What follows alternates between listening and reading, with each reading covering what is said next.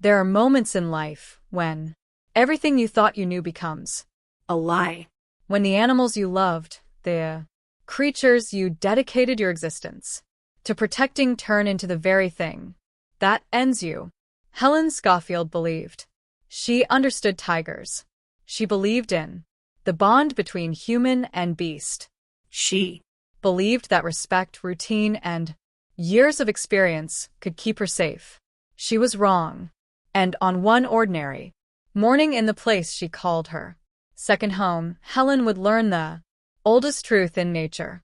A tiger is always a tiger, no matter how many times you fed it, no matter how many years you've cared for it. When instinct takes over, nothing else matters.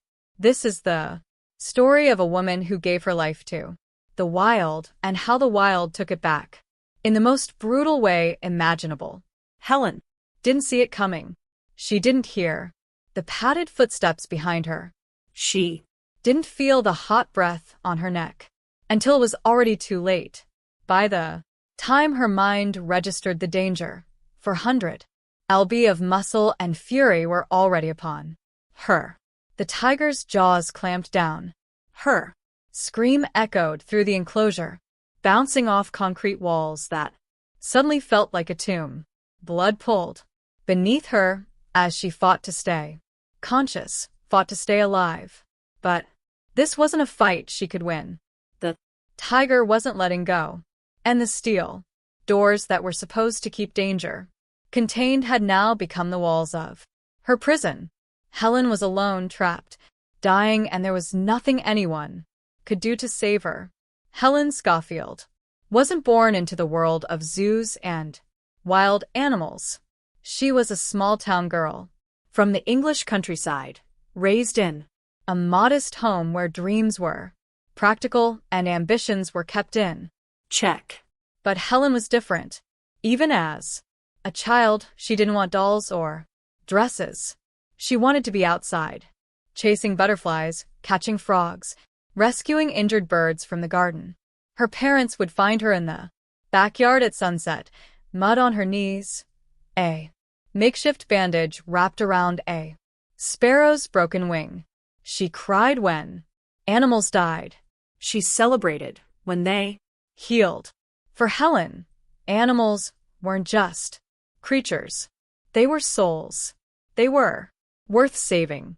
She grew up reading books about Jane Goodall and Diane Fsy, women who adventured into the wild and lived among the animals they studied.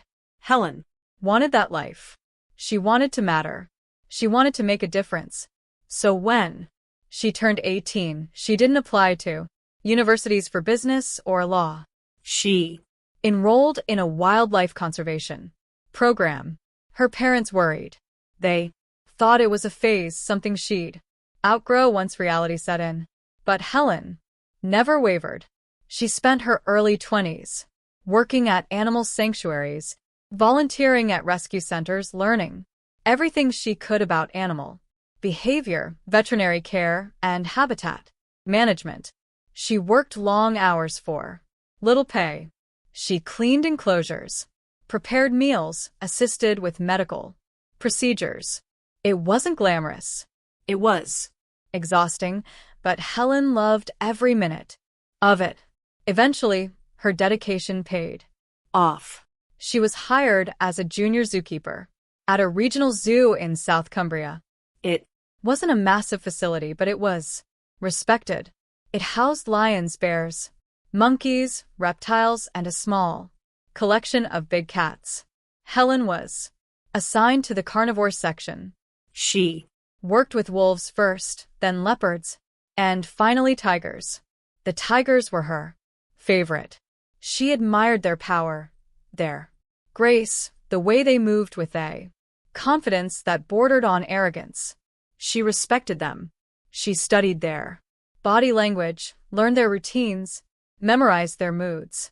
She knew when they were playful, when they were irritable, when they needed space. She believed that understanding them meant she could coexist with them safely. Helen wasn't reckless. She followed protocol. She never entered an enclosure without checking locks. She never turned her back on an animal unless she was certain it was secure. She had been Trained to treat every big cat as a potential threat, no matter how familiar it seemed. But over time, familiarity breeds comfort and comfort breeds complacency. Helen had worked with these tigers for years. She knew their names, their personalities, their quirks. She Had bottle-fed some of them as cubs. She Had nursed them through illnesses. She Had celebrated their birthdays. In her mind, they weren't just animals anymore. They were her family. The zoo had a Sumatran tiger named Padang.